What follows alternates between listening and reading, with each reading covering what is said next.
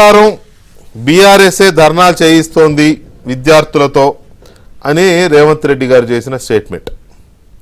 విషయం ఏంటంటే తెలంగాణ ఎన్నికలు కనుక మనం ఒకసారి చూస్తే మొన్న 2023 నవంబర్లో జరిగిన ఎన్నికల్లో బీఆర్ఎస్ పార్టీ ఘోరమైన ఓటమి పాలవడంలో ఈ విద్యార్థులు, ఈ ఉద్యోగాలకు సంబంధించిన నిరుద్యోగులు వీళ్ళే కీలకమైన పాత్ర పోషించారు. ఒకటి, ఉద్యోగాలు భర్తీ చేయకపోవడం. రెండు, ఆ క్వశ్చన్ పేపర్లు లీక్ అవ్వడం, 1-2 సార్లు లీక్ అవ్వడం.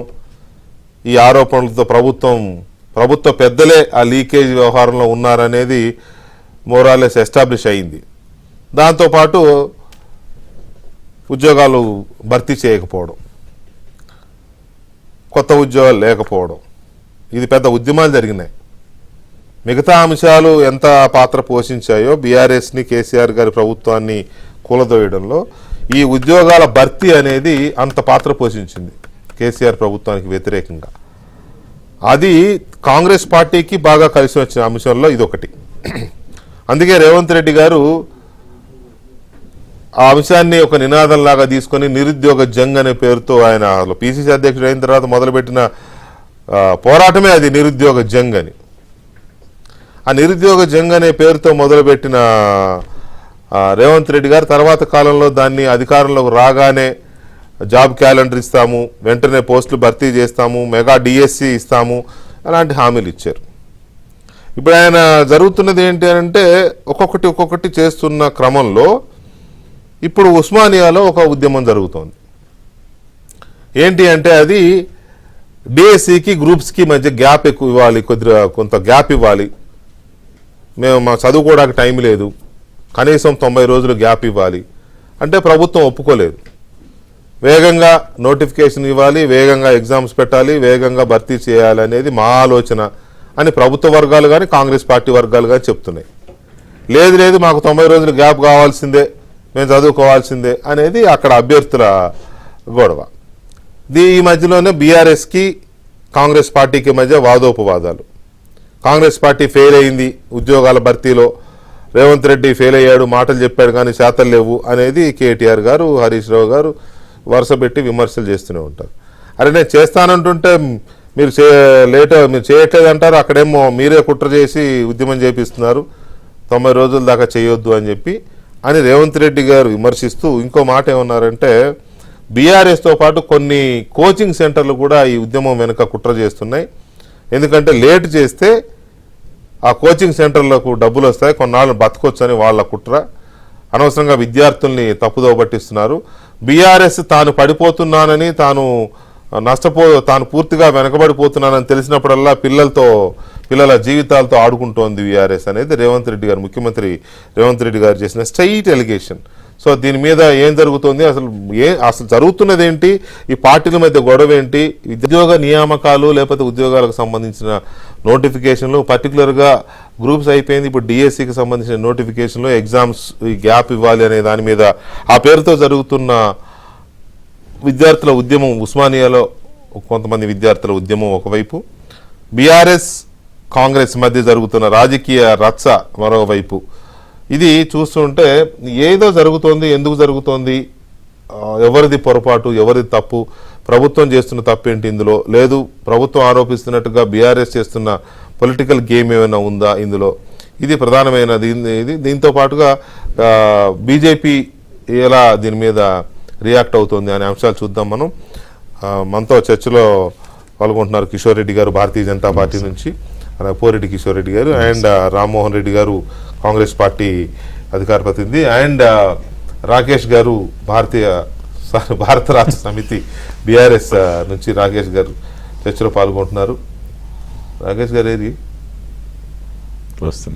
ట్రావెల్లో ఉన్నారా? Right, okay. రామ్మోహన్ రెడ్డి గారు గుడ్ ఈవినింగ్.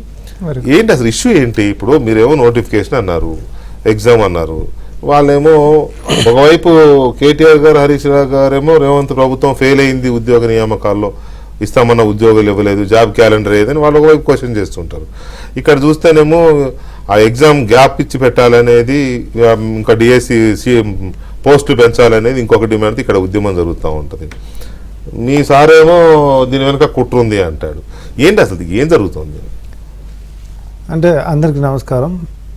వికేఆర్ ఎన్నికల కంటే ముంగటి సంది కూడా బీఆర్ఎస్ పార్టీ నాయకులు ఆయన అధికారంలో ఉంటున్నప్పటి సంది కూడా కాంగ్రెస్ పార్టీ చెప్పేటటువంటి మేనిఫెస్టో సాధ్యం కాదు, ఏ రకంగా కూడా ఈ యొక్క మాటలు నమ్మొద్దు, అవి చేసేటటువంటిది కాదు, ఆకాశం అంతా ఎత్తి ఇచ్చేసేస్తారు, ఎందుకంటే అది చేసేది లేదు పెట్టేది లేదు అనేటటువంటి ప్రచారం ఇప్పటి సంది ఎన్నికల కంటే ముందు సంది మొదలు పెట్టారు.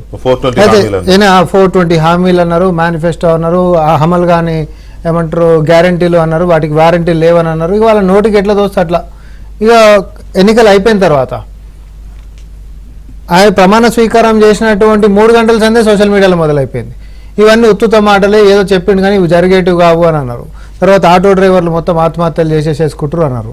ఆడవాళ్ళకి అసలు జుట్టే మిగిలకుండా పీక్కుంటారు, బస్సులలో మొత్తం సిగలు పట్టుకొని కొట్లాడేసేసుకుంటారు, ప్రజల్ని చంపేయనికనే ఈ యొక్క సంక్షేమాలు తీసుకొని వస్తారు అనే మొత్తం ఇది ఎట్లా అంటే సమాజం విచ్ఛిన్నం అయిపోయింది. కాంగ్రెస్ పార్టీ వచ్చిన తర్వాత అసలు ఎట్లాంటి సంక్షేమాలు ఇవేవి మన పాలిట ఇవన్నీ ఏంటంటే యమపాశాల లెక్క అనేటటువంటి ఒక చిత్రీకరణ పాపం బీఆర్ఎస్ పార్టీ ప్రతిపక్షంలోకి వచ్చిన తర్వాత చేసేటటువంటి ప్రయత్నాలు. పెద్ద కలర్ సినిమా తీశారు, కానీ వీళ్ళు చేసినటువంటి సినిమా ఏంటంటే బట్టబయలు అయిపోయి వీళ్ళకు ఉంటున్నటువంటి చిత్తశుద్ధి ఏం లేదు, స్వార్థ రాజకీయమే తప్ప ఎంతసేపు జనాలను రెచ్చగొట్టడము, అబద్ధపు ప్రచారాలు చేయడము, తప్పుదో పట్టించడం అనేటటువంటిది స్పష్టంగా తెలిసి తర్వాత జరిగినటువంటి పార్లమెంట్ ఎన్నికలలో గుండు సున్నా ఇచ్చారు ప్రజలు.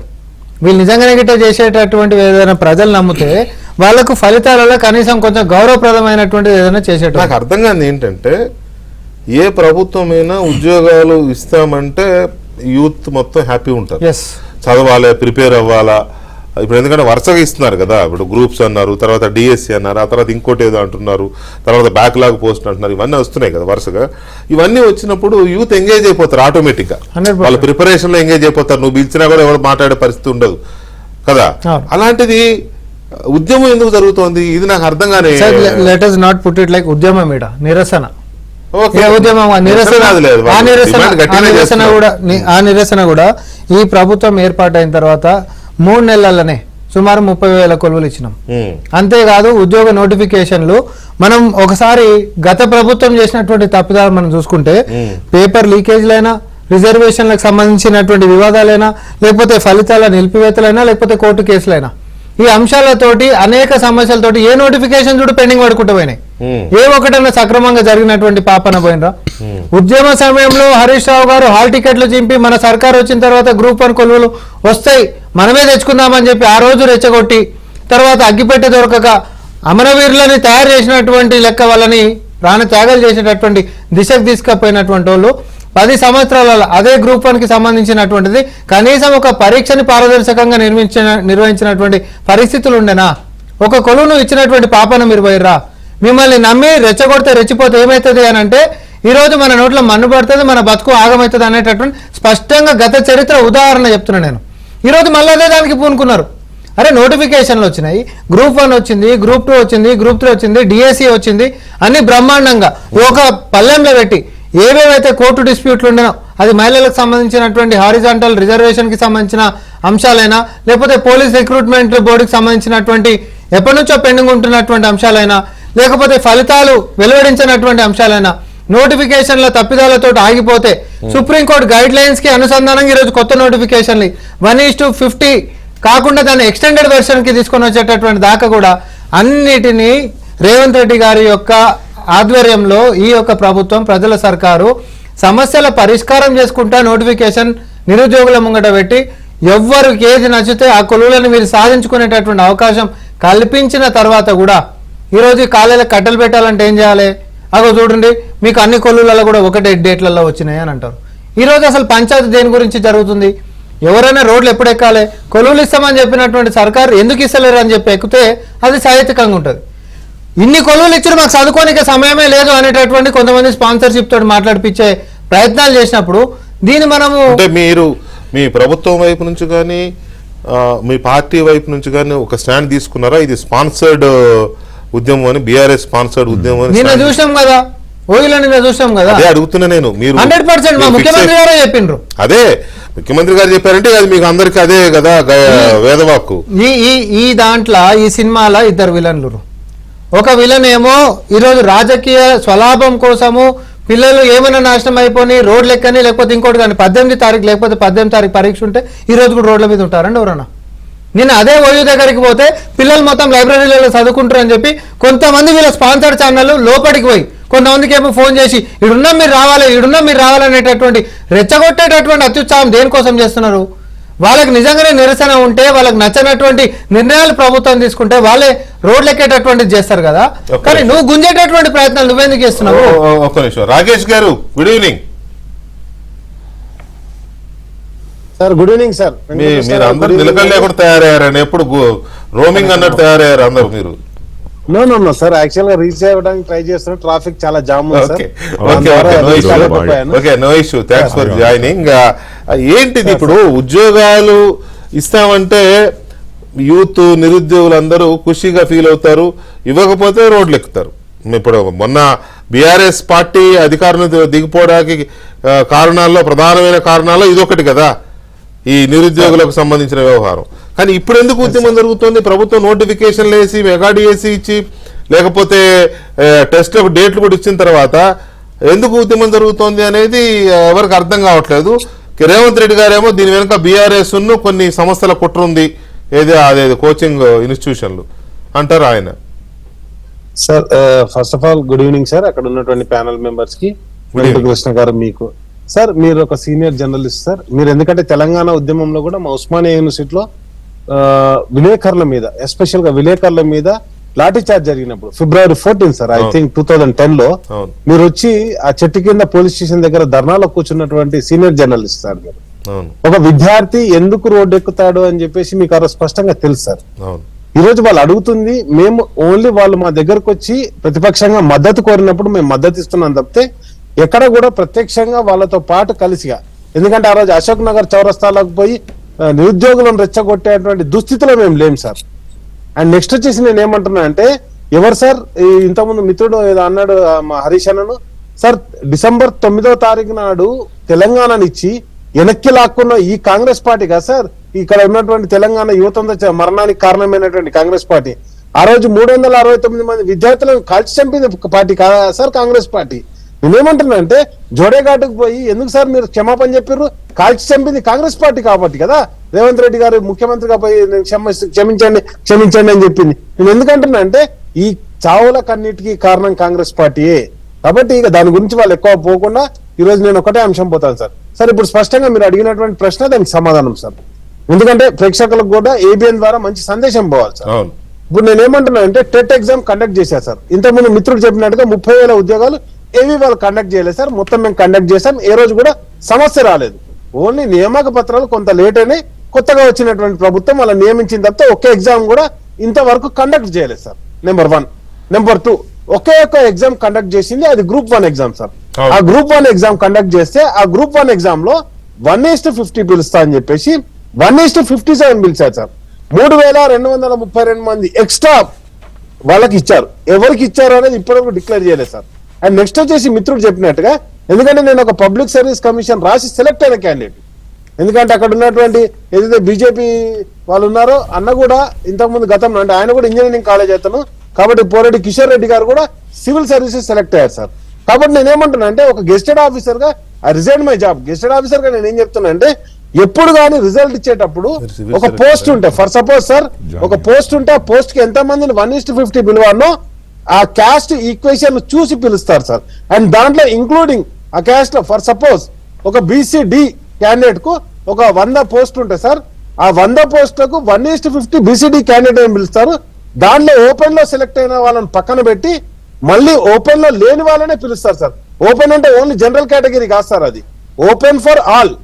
అండ్ 50%, నెక్స్ట్ 50% లో ఏదైతే 7% BCDకి రిజర్వేషన్ ఉంటుందో దాంట్లో 1:50 పిలుస్తారు సార్. దాంట్లో ఇంక్లూడింగ్ 33% ఉమెన్ ఉంటారు సార్. కానీ వీళ్ళు 3,232 మంది ఏ కేటగిరీలో పిలిచారో ఇప్పటివరకు తెలియదు సార్. ఆ ఉద్యోగాలను అమ్ముకుంటున్నారు సార్. నెంబర్ 1. నెంబర్ 2, కోచింగ్ సెంటర్లతో కుమ్మక్కైంది కాంగ్రెస్ పార్టీ సార్. ఒక కోచింగ్ సెంటర్ యజమానికి, ఒక కోచింగ్ సెంటర్ ఓనర్ కు స్టేట్ చైర్మన్ ఇచ్చినటువంటి పార్టీ కాంగ్రెస్ పార్టీ సార్. కాబట్టి కోచింగ్ సెంటర్లతో ఎవరు కుమ్మక్కైతారో ఇక్కడ స్పష్టంగా మనకు అర్థమైంది. ఎందుకంటే వాళ్ళు చేసిన టాక్టిక్స్ ప్రజలకు చెప్పడం జరిగింది సార్. అండ్ నెక్స్ట్ వచ్చేసి DSC అభ్యర్థులు అడుగుతుంది సార్, టెట్ ఎగ్జామ్ పెట్టి రిజల్ట్ ఇచ్చింది June 12th రోజు రిజల్ట్ ఇచ్చారు సార్. ఈ రోజు ఏమంటున్నారు 18th to 6th వరకు అంటే నేనేమంటున్నా డిఎస్సి కండక్ట్ చేస్తా అంటున్నారు సార్. డిఎస్సి కండక్ట్ చేసేటప్పుడు వాళ్ళు అడుగుతుంది ఏంటంటే మధ్యలో ఓన్లీ 36 రోజుల గడువు వచ్చింది, మాకు టైం పీరియడ్ సరిపోదు, దాంట్లో మధ్యలో HWO హాస్టల్ వార్డెన్స్ ఆఫీసర్స్ ఏదైతే ఉన్నో దాని ఎగ్జామ్ కండక్ట్ చేశారు సార్. అది 24 నుంచి 29 వరకు సార్, 5 రోజులు పోయింది. అదే విధంగా DAO కండక్ట్ చేశారు, దానికి July 1st నుంచి June 30th నుంచి July 4th వరకు సార్, అక్కడ ఒక 5 days పోయింది. మాకు 10 days పోయింది. 36 రోజులలో 10 రోజులు పోయాయి, మాకు 26 రోజులే ఉన్నాయి. డిఎస్సి ప్రిపేర్ కావాలంటే చాలా హ్యూజ్ మీరు అన్నది నాకు అర్థమైంది రాకేష్, మీరు అన్నది నాకు అర్థమైంది. వాళ్ళు ఏమంటున్నారంటే 90 days గ్యాప్ ఇవ్వండి అని వాళ్ళు అడుగుతున్నారు సార్, రైట్? లేదు సార్, వాళ్ళు అడుగుతున్న 90 days కాదు సార్, వాళ్ళు అడుగుతుంది స్పష్టంగా మాకు 36 రోజులు సమయం ఇస్తే దాంట్లో 10 రోజులు మేము వివిధ ఎగ్జామ్లు ప్రిపేర్ అయ్యాం. కాబట్టి వాళ్ళు అడుగుతుంది ఏంటంటే మాకు డిఎస్సికి టెట్కు మధ్యలో కనీసం ఒక 1 month పీరియడ్ అన్నా మాకు గ్యాప్ పీరియడ్ ఇవ్వాలని చెప్పేసి వాళ్ళు రిక్వెస్ట్ చేస్తున్నారు సార్. అయితే నేను అనేది ఏంటంటే ఒక్క నిమిషం రాకేష్ గారు, ఒక్క నిమిషం చెప్పండి సార్. కిషోర్ రెడ్డి గారు, ఇక్కడ ఓకే వాళ్ళ డిమాండ్ అదే, ఇప్పుడు రాకేష్ ఏదైతే చెప్పినారో వాళ్ళు అదే డిమాండ్ చేస్తున్నారు. ఉస్మానియాలో ఉద్యమం ఆయన అన్నట్టు నిరసన ఏదో ఒకటి, కానీ అక్కడ ఉద్యమం చేస్తున్న వాళ్ళు అదే అడుగుతున్నారు, మాకు ఇంకొంచెం టైం కావాలి అనే డిమాండ్తో వాళ్ళు చేస్తున్నారు. కానీ అక్కడ అంతా టిఆర్ఎస్ విద్యార్థి విభాగమో మరి యూత్ విభాగమో తెలియదు, కానీ ఎంత వాళ్ళే ఉన్నారు కదా, తప్పేం లేదు. ఏదో ఒక రాజకీయ పార్టీకి అఫిలియేషన్ ఉన్న విద్యార్థులు ఈ ఎగ్జామ్స్ రాసి ఉద్యోగాలు తెచ్చుకోకూడదనే రూల్ ఏం లేదు, రాస్తారు. వాళ్ళు ఏదో పార్టీకి అఫిలియేషన్ ఉంటుంది, వాళ్ళు ధర్నాలు చేస్తారు, కండువాలు కప్పుడు తప్పేం లేదు. కాకపోతే నా పాయింట్ ఏంటంటే మొన్నదాకా నియామకాల కోసం ఏబీ వాళ్ళు ధర్నాలు చేశారు కదా, అమరవీర సూపం దగ్గర, లేకపోతే APSC sorry Telangana public service commission కార్యాలయం దగ్గర, రాజ్ భవన్ దగ్గర, అన్ని చోట్ల ఏబీవీపీ వాళ్ళు కూడా చేసినారు. ఒక రోజు నేను ఆశ్చర్యపోయాను, ఎన్ఎస్యుఐ, ఏబీవీపీ ఆల్ విద్యార్థి సంఘాలు పోయి తెలంగాణ ఉద్యోగాల కోసం అక్కడ చేశారు. ఓకే, ఇట్స్ గుడ్, ఎందుకంటే వాళ్ళందరికి ఉద్యోగాలు ముఖ్యం కాబట్టి. అక్కడ అందరూ చేసినప్పుడు ఇప్పుడేమో టైం పెంచండి, మాకు గ్యాప్ ఇవ్వండి అని చెప్పేసి వాళ్ళు అక్కడ ఉద్యమం చేస్తున్నారు. ఇది జిల్లాలో లేదు, నేను ఇది నోటీస్ చేశాను, జిల్లాలో లేదు, అక్కడ మాత్రం చేస్తున్నారు. ఓకే, అది వాళ్ళు చేస్తున్నది బాగుంది. ఇప్పుడు కాంగ్రెస్ ఆరోపణ ఏంటి అంటే అది టీఆర్ఎస్ ఉద్యమం వాళ్ళు రెచ్చగొట్టి చేపిస్తున్నారు కొంతమందితో అనేది. ఆయనేమో అది కాదు, వాళ్ళు జనైన్ మూవ్మెంట్ అనేది రాకేష్ గారి ఉద్యమం. ఇందులో బీజేపీ అబ్జర్వేషన్ ఏంటి? ముందుగా వెంకటకృష్ణ గారు, మీకు సామా రామ్మోహన్ రెడ్డి గారికి, అట్లాగే డాక్టర్ చిరుమల రాకేష్ గారికి, మన ఏబిఎన్ ప్రేక్షకులందరికీ నమస్కారం అండి.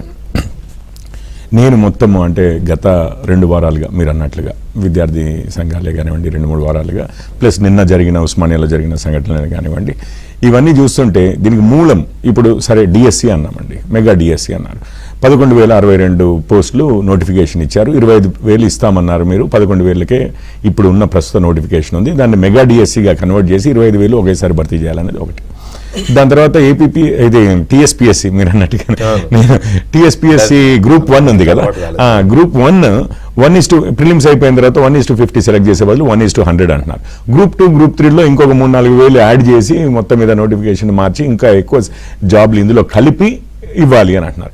వీటన్నిటికీ అండ్ మీరు అన్నట్టుగా విద్యార్థి సంఘాలు ఏబీపీ వారు కూడా చేశారు, అట్లాగే అందరూ చేశారు, అందరూ అవే డిమాండ్స్, దాదాపుగా అవే డిమాండ్స్ చేస్తూ చేశారు. అయితే ఇందులో కనిపిస్తున్నది ఏంటంటే 1-2 విషయాలు ఉన్నాయి. స్పెసిఫిక్గా నేను ఇంకొంచెం బ్రాడర్గా మాట్లాడతాను. ఇప్పుడు మీరు గ్రూప్ 1 ఎగ్జామే రాద్దాం అనుకుంటారు. గ్రూప్ 1 సివిల్ సర్వీసెసే కానివ్వండి, గ్రూప్ 1 కానివ్వండి, గ్రూప్ 2 కానివ్వండి, గ్రూప్ ఎగ్జామ్స్ ఎట్లా ఉంటాయి అని అంటే నార్మల్గా ఎన్నో అటెంప్ట్లో కొట్టావరా అన్న టైప్లో మాట్లాడుతూ ఉంటారు. 1 అటెంప్ట్, 2 అటెంప్ట్లు, 3 అటెంప్ట్లు, మాక్సిమం ఉండేది 4 అటెంప్ట్లు అంతకుముందు, మరి ఇప్పుడు ఎన్ని ఉన్నాయో నాకు తెలియదు. అండ్ రిజర్వ్డ్ కేటగిరీస్ సో ఉంటారు చాలా మంది, ఒక 2 అటెంప్ట్లోనో 3 అటెంప్ట్లోనో 4.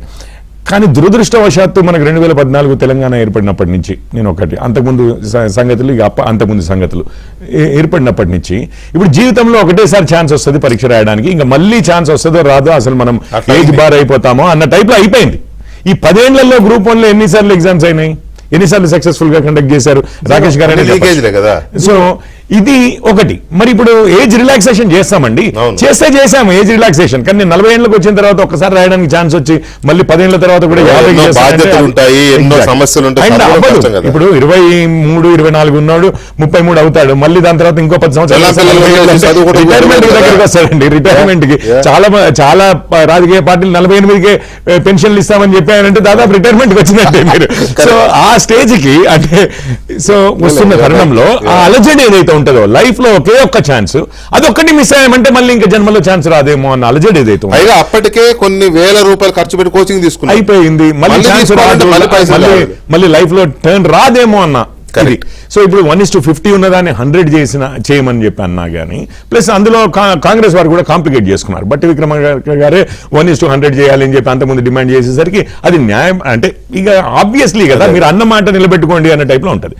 ఇప్పుడు గ్రూప్ 2, గ్రూప్ 3 ఉందనుకోండి, అంటే డిఎస్సి అయినా కానీ సరే, ఇప్పుడు జాబ్ క్యాలెండర్ అనేది ఒకటి నిజంగానే యూపీఎస్సీ లాగా ఈసారికి కాకపోతే 100 మంది ఐఏఎస్ ఆఫీసర్లను తీసుకున్నారు, ఇంకో 30 ఖాళీలు ఉన్నాయనుకోండి, వచ్చేసారైనా గ్యారంటీగా తీసుకుంటారు కదా వాళ్ళని. సరే నేను అప్పుడు అటెంప్ట్ చేసుకుంటాను కదా, నాకు ఇంకొక అటెంప్ట్ ఉంది కదా. పంక్చువల్ గా ప్రతి ఇయర్ ఒక సమయానికి పరీక్షలు అవుతూ ఉంటే మీకు అవి 1 సీట్ ఉండనివ్వండి, 4 సీట్లు ఉండమనివ్వండి, ఈ నిస్పృహ అనేది ఇంత ఉండదండి.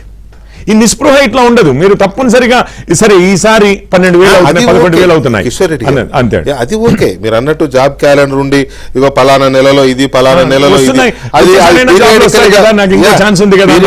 ఉంటేనేమో మెంటల్ గా ప్రిపేర్ అవుతారు, 10 సీట్లే కానివ్వండి. కరెక్ట్. బట్ ఇప్పుడు వాళ్ళకి అంత టైం లేదు, వాళ్ళకి అంత టైం లేదు. అన్ని 1 by 1 ఇప్పుడు ఆయన చెప్పారు, రాకేష్ గారు చెప్పారు ఏదో యూడిఏ అండ్ HWO సంథింగ్ మరి అతను చేయలేదు కదా. ఇప్పుడు 1 by 1 1 after 1 ఫుల్ఫిల్ అవుతున్నసరికి అన్ని ఒకేసారి మీద పడ్డాయి. చదువుకోవాలి, రాయాలి, సెలెక్ట్ అవ్వాలి, అదేమో అభ్యర్థుల బాధ. సో ఎందుకు అంటే నోటిఫికేషన్ ఇస్తుంటే గొడవలు ఎందుకు అవుతున్నాయి ఏంటి అనేది అర్థం కాదు. ఇప్పుడు గ్రూప్ 1 ఉంది అనుకోండి, 1:50 అయిపోయింది. 50 అయిపోయిన వాళ్ళు గ్యారంటీగా నేను ఆ 50లో ఉంటే నేను పరీక్ష రాస్తాను. మీరు అన్నది కరెక్ట్. ఇప్పుడు ఏముంది, ఇంకొక కొద్ది రోజుల్లో పరీక్ష ఉందనుకోండి, 100% ఫోకస్డ్ ఉంటారు. కానీ జస్ట్ మిస్ అయిపోయాను, మళ్ళీ నాకు ఛాన్స్ వస్తుందో రాదో అన్నవారు చాలా ఆందోళనలో ఉంటారు కదా. ఇప్పుడు వారు గ్యారంటీగా అందులోటి నేను అన్నాను కదా, బట్టి గారు కూడా అన్నారు, ఇందులో న్యాయోచితమైనటువంటి డిమాండే ఉంది, కాస్త 1:100 చేస్తే మాకు ఒకసారి ఛాన్స్ వస్తుంది, మేము రాసినట్లుగా ఉంటుంది. అది ఏమో ఛాన్స్ మేము మంచిగా చదువుకున్నాము, ప్రిలిమ్స్ అప్పుడు ప్రాపర్గా మాకు టైం లేదు, ఇంకొకటి ఏదో అడ్డం వచ్చింది సరే అనుకుంటే అదొక మైండ్లో గ్యారంటీగా ఉంటుంది విద్యార్థులు. ఒకటి అదే అండి.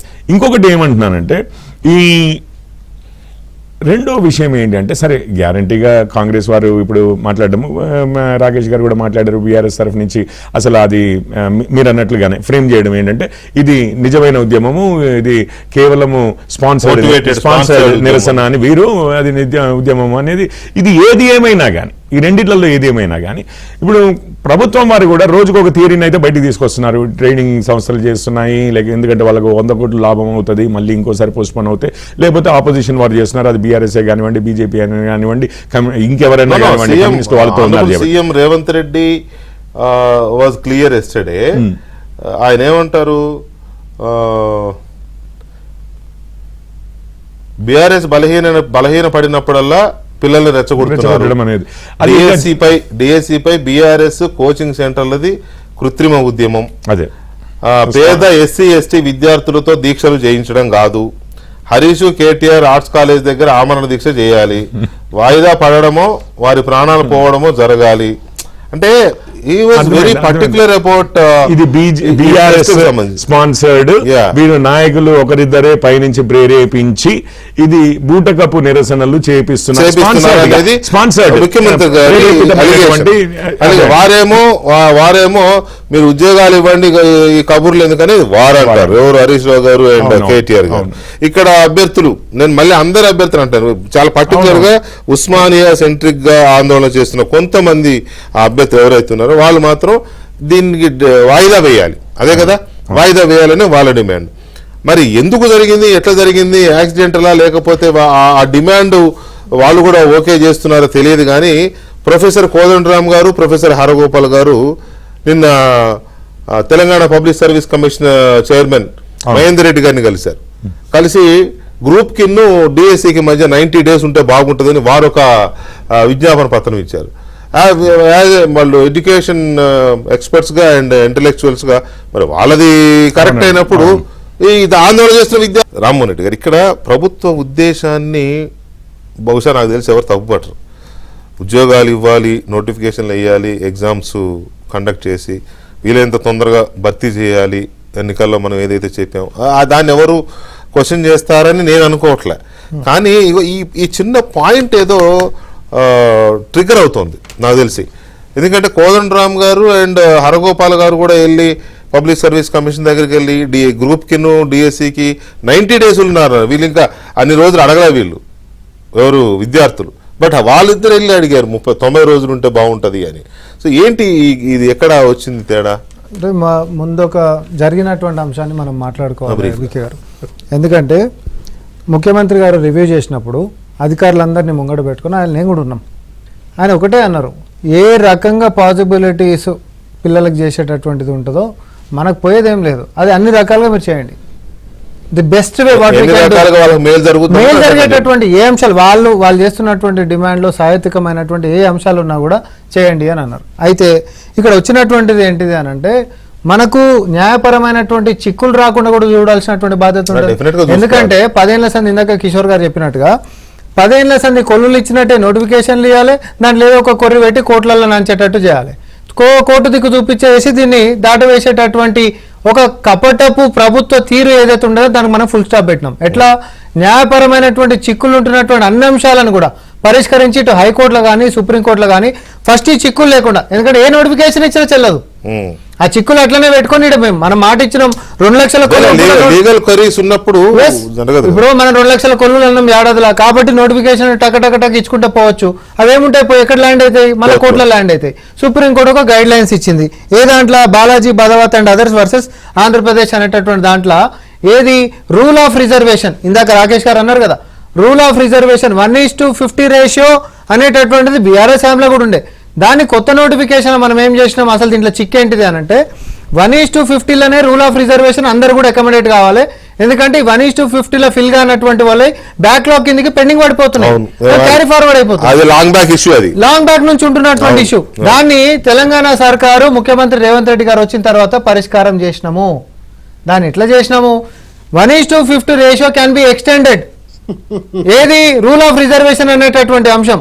సపోజ్ ఒకదానికి 50 మందిని తీసుకున్నాం సార్, ఒక ఫిజికల్లీ హ్యాండిక్యాప్డ్ కి సంబంధించింది, లేకపోతే హ్యాండిక్యాప్డ్ కి సంబంధించినటువంటి కొలు ఉంది, దాంట్లో బ్లైండ్ కి సంబంధించిన ఒక నిమిషం దానికి బ్లైండ్ కి సంబంధించినటువంటిది కూడా ఒక కొలు ఉంది. మరి ఈ సెలెక్ట్ అయినటువంటి 1:50 అంటే ఎన్ని కొల్లు వేసినాం సార్, 563 కొల్లు వేసినాం. 563 కొల్లులకి రావాల్సింది 28,150. కానీ మనం తీసుకుంది 31,382. ఇది రాకేష్ గారు లేవనెత్తుతున్నటువంటి అంశం. 57 కరెక్ట్, 54 పాయింట్ చేంజ్ వస్తుంది, 55 చేంజ్ వస్తుంది. సరే, అది క్రాస్ అవుతుంది, అది 100 అయినా రావచ్చు. ఆ ఆస్కారాన్ని మనం ఇచ్చినాం. సో దట్ ఏంటంటే బ్యాక్లాగ్స్ అనేది లేకుండా బ్యాక్వర్డ్ క్లాసెస్ అయినా, లేకపోతే హ్యాండిక్యాప్డ్ అయినా, స్పోర్ట్స్ కోటా అయినా, లేకపోతే రూల్ ఆఫ్ రిజర్వేషన్ ఏదైతే స్ట్రక్చర్ ఉందో టోటల్ అందరికి కొలువులు ఇవ్వాల్సిందే. రాలేదు మెరిట్ లిస్ట్ లో 1:50 కాబట్టి ఆ కారణం చూపించి బ్యాక్లాగ్ పోస్టులు పెట్టడానికి లేదుగా, వీళ్ళని ఫిల్ చేయాల్సిందే, వాళ్ళకి కొలువు ఇవ్వాల్సిందే. ఎవరికి లాభం సార్, అది పిల్లలకే కదా లాభం. ఒకవేళ మెరిట్ లిస్ట్ లకు రాకపోయినా కిందికి పోతాం మనం, వీళ్ళు టికెట్ కిందికి పోయి మరి వాళ్ళ కొలువులు తీసుకొచ్చి ఇస్తున్నాము. అట్లాంటి దాన్ని స్వాగతించాల్సింది పోయి తప్పులు బట్టి అదేదో Congress party supreme court guide lines మనం కనిపెట్టింది కాదు. నేను కేసు కూడా చెప్పిన ఇప్పుడు మీకు దీన్ని పరిష్కరించినాం మనము. పోలీస్ దానికి సంబంధించింది కూడా హైకోర్టుకు పోయి మనం సెటిసైడ్ చేసుకున్నాం, సారీ సుప్రీంకోర్టు. లీగల్ గా ఉంటున్నటువంటి అన్ని చిక్కులను కూడా పరిష్కరించుకుంటా కొలువుల జాతర లెక్క అనుకొని పిల్లలు మొత్తం సంతోషంగా ఉండాలి అనేటటువంటి అంశంతో కాంగ్రెస్ పార్టీ ఇచ్చింది. నిరుద్యోగులు మొత్తం కూడా సంతోషంగానే ఎవరు పరీక్షలకి సిద్ధమవుతుండ్రు. కొంతమంది 18వ తారీఖు పరీక్షలు ఉంటే కూడా. అయితే నేను ఒక విషయం అడుగుతా వికే గారు, డిఎస్సి పోస్ట్పోన్ చేయాలనేది ఒక డిమాండ్ ఉంది, గ్రూప్ 2 పోస్ట్పోన్ చేయాలనేది ఇంకో డిమాండ్ ఉంది. ఏది పోస్ట్పోన్ చేద్దాం, ఇప్పుడు ఇడువమంటేనేమో పాము కోపం, కరువమంటేనేమో కప్ప కోపం. మరి ఏం చేద్దాం మనం, దీన్ని దేని పోస్ట్పోన్ చేయాలి? కోదండరామ్ గారి విషయం ఒకటి అడుగుతుంది, let me answer this. Kodandaram గారి విషయం దేనికోసం ఆయన చెప్పిండు అని అంటే, ఒకవేళ ఆస్కారం అనేటటువంటి ఏదైనా ఉంటే గ్రూప్ 2 కి సంబంధించిన టీజీపీఎస్సీకి పోయినా అక్కడ డిఎస్సీ అడగనికి లేదు. సో టీజీపీఎస్సీకి పోయింది కాబట్టి గ్రూప్ 2 కి సంబంధించినటువంటిది పోస్ట్పోన్మెంట్ ఏమైనా జరిగేది ఉంటే డిఎస్సిలో కూడా వచ్చేటటువంటి చిక్ ఏందో తెలుసా? ఇక్కడ ఎక్కడ వస్తుందంటే మొన్న పాస్ అయినటువంటి టెట్కి సంబంధించినటువంటి వాళ్ళు మాకు ఎక్కువ సమయం లేదంటారు. ముందు డిమాండ్ ఏముండే సార్ అంటే టెట్కి దానికి ఒకటే సిలబస్ ఉంటుంది కాబట్టి మేము కూడా రాసుకుంటాం అనేటటువంటి ఒకటి ఉండే. ఇప్పుడు టెట్కి సంబంధించినటువంటి టెట్కి సంబంధించినటువంటి విధానం మనం ఏం చేసినాం, ప్రతి 6 నెలలకు ఒక టెట్ వస్తుంది. ఇప్పుడు జూన్ లో వస్తుంది, డిసెంబర్ లో వస్తుంది. రేపు పొద్దున పోస్ట్ పోన్ చేసినామని అనుకుందాం. మళ్ళీ స్థానిక ఎన్నికలు వచ్చి ఏదైనా అడ్డం పడి దాటినాయి అనుకోండి, మళ్ళీ కొత్త డేట్ వస్తుంది, వాళ్ళు కూడా ఇదే పెడతారు కదా, మాకు కూడా సమయం కావాలి. మరి పంచాయతీ పడితే కదా. రైట్, ఓకే రాకేష్ చెప్పండి సార్. స్పష్టంగా నేను ఒకటే అడుగుతున్నా సార్, ఈ రోజు మీ ద్వారా వెంకటకృష్ణ గారి ద్వారా ఏబిఎన్ ద్వారా నేను అడుగుతున్న కాంగ్రెస్ పార్టీని, నిజంగా మీరు ఉద్యోగాలు అమ్ముకోకపోతే నేను ఏమంటున్నా అంటే, మీరు ఏదైతే ఉద్యోగాలు వన్ మినిట్ అన్న మేము చెప్పని మీరు ఏమేమి అమ్ముకుంటున్నారో ఇప్పటివరకు ఏడబ్ల్యూసీ ఇయ్యలే, అది ఏఈసీ ఇయ్యలే, టౌన్ ప్లానింగ్ ఆఫీసర్ ఇయ్యలే, ఎగ్జామ్స్ అన్ని అయిపోయినాయి, మీరు ఎట్లా అమ్ముకుంటారో చెప్తుంది అన్న. 1 మినిట్ ఎందుకు తొందరపడుతున్నాం సార్? నేను ఒకటి అడుగుతున్నా సార్, అక్కడ కూర్చున్నటువంటి పోరెడ్డి కిషోర్ గారు కూడా సివిల్ సర్వీసెస్ రాశారు సార్.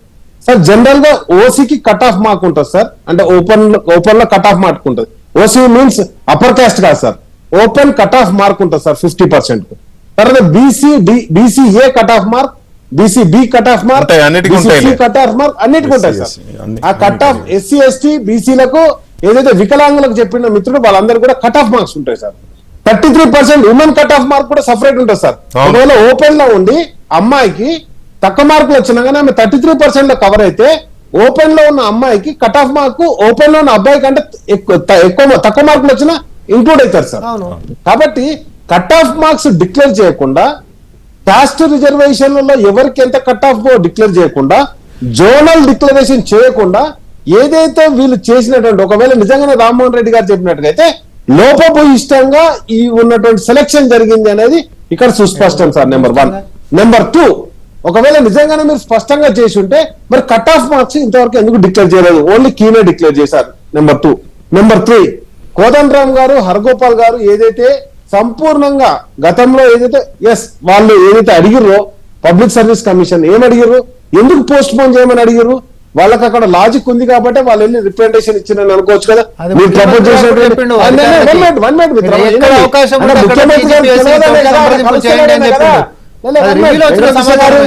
సార్ నేనేమంటే ముఖ్యమంత్రి గారిని కలిసే అవకాశం ఇలా కోదండరామ్ గారికి, హరగోపాల్ గారికి, కాబట్టి వాళ్ళు అక్కడికి పోయారు. నేనేమంటున్నా public service commission chairman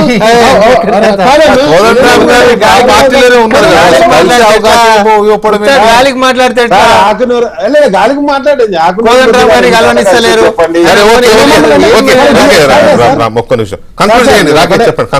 sir. నేను ఒకటే మాట చెప్తున్నా, ఈ రోజు హరగోపాల్ గారు కావచ్చు, కోదండరామ్ గారు కావచ్చు, డిఎస్సి అభ్యర్థులు కావచ్చు, లేకపోతే మేము ప్రతిపక్షంగా వాళ్ళకి మద్దతు తెలుపుతున్నాం తప్పితే మేమేం వాళ్ళని ధర్నా చేయమని ప్రోత్సహించట్లేదు. మేము ఒకటే అడుగుతున్నాం సార్, ఈ రోజు వాళ్ళకి కనీసం టెట్కు డిఎస్సికి మధ్యలో ఆ సబ్జెక్ట్ వచ్చింది కానీ ఒక నా డౌట్ ఒకటే అడుగుతున్నా రాకేష్. టెట్ కు డిఎస్సికి, తర్వాత గ్రూప్స్ కి డిఎస్సికి మధ్యలో గ్యాప్ ఉండాలి అనేది ఆ డిమాండ్ తో వస్తుంది. అది ఓకే, అది అర్థమైపోయింది. ఇక్కడ మీరు ఏమంటున్నారంటే ఆ ఉద్యమం చేస్తున్న అభ్యర్థులు వాళ్ళు ఒక అపోజిషన్ పార్టీగా మా దగ్గరకు వచ్చారు కాబట్టి మేము మద్దతు ఇస్తున్నామని మీరు అంటున్నారు. మరి అదే బీజేపీ దగ్గరికి ఎందుకు పోలేదు? బీజేపీ అది కూడా మరి సార్ మీకు ఒక మాట చెప్తున్నాను సార్. ఈ రోజు మీరు అడిగినటువంటి మాట ఎంత సుస్పష్టం అంటే, నీటి గురించి మేము ధర్నా చేశాం, కాంగ్రెస్ పార్టీ కూడా ధర్నా చేశాం, అందరు కలిసే చేసినారు, అందరం చేస్తున్నాం. అదే విధంగా ఏబీపీ కూడా దీనికి మద్దతు ఇస్తుంది సార్. ఏబీపీ బీజేవైఎం కూడా దీనికి మద్దతు ఇస్తుంది. బట్ మేమేమంటున్నాం అంటే, మేము డైరెక్ట్ గా ఎందుకంటే నీటి ప్రాబ్లం లో ఉన్నారు కదా సార్, కాబట్టి వాళ్ళు అంత స్వచ్ఛందంగా వచ్చి పాల్గొనలేకపోతున్నారు.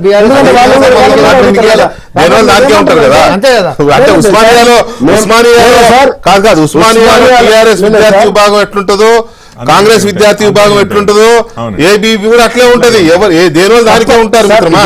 కాబట్టి అంటే ఒకటి ఇక్కడ ఏం జరుగుతుందంటే, ఓకే వాళ్ళు చేసే ఉద్యమం జనైన్ కాదని నేను అనడం లేదు, కానీ ముఖ్యమంత్రి అలాంటి అలిగేషన్ చేయడానికి ఒక అవకాశం వచ్చింది. కోచింగ్ సెంటర్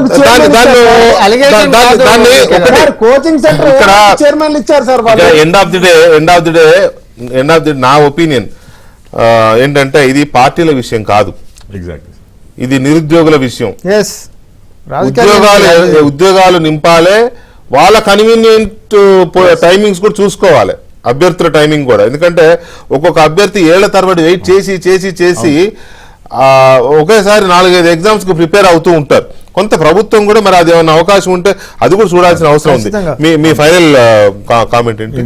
మీరు ఇప్పుడు రామ్మోహన్ రెడ్డి గారు అటు రాకేష్ గారు మాట్లాడారు, సేమ్ థింగ్ సార్. ఇప్పుడు బీఆర్ఎస్ వారు ఏమైనా మద్దతు ఇచ్చి గొడవలు ఏమైనా జరిగినాయంటేనేమో వారి చరిత్ర అడ్డం వస్తుంది.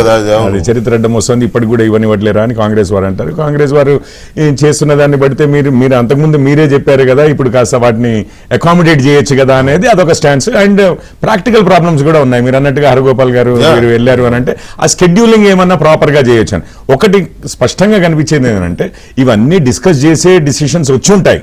కాకపోతే ఇన్ లైట్ ఆఫ్ దీస్ ఏమైనా షెడ్యూలింగ్ ఒకటి చిన్న చిన్న మార్పులు ఏమన్నా చేసుకుని ఎగ్జామ్ కి అందరికీ అదొకటి ఫస్ట్ థింగ్ అండి. ఇంకా రెండోది అయితే నేను నిజంగానే అంటున్నాను, మన తెలంగాణ కొత్త రాష్ట్రం ఏర్పడింది. అండ్ రాష్ట్రాల్లో ఎక్కువగా ఈ విధంగా అంతకుముందు ఏపీపీఎస్సీ ఉన్నా, ఇప్పుడు టీఎస్పీఎస్సీ అన్నా, ఇప్పుడు టీజీపీఎస్సీ అన్నా కానీ ఒకటి ఏంటంటే రెగ్యులర్ స్కెడ్యూల్లో జాబ్స్ అది ఏమన్నా ఉండనండి. సంవత్సరానికి 2 ఉపాధ్యాయుల ఉద్యోగాలు ఉండనివ్వండి, కానీ రెగ్యులర్ గా వస్తాయి.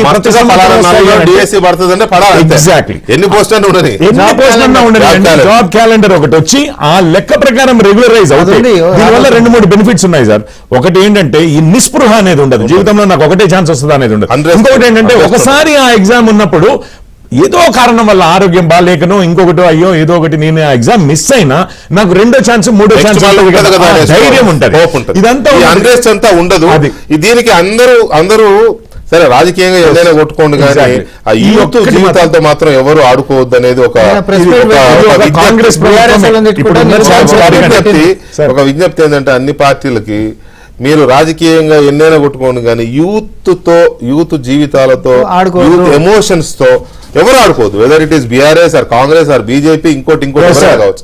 అదేదో ఆ టైం ప్రకారం జరిగితే వాళ్ళని కన్వీనియంట్ గా ఉండేలాగా చూసుకొని చేసుకోగలిగితే మంచిది. ఎందుకంటే అంత పేద మధ్యతరగతి వర్గాల విద్యార్థులే కాబట్టి వాళ్ళ మీద కూడా బర్డెన్ ఉండకూడదు.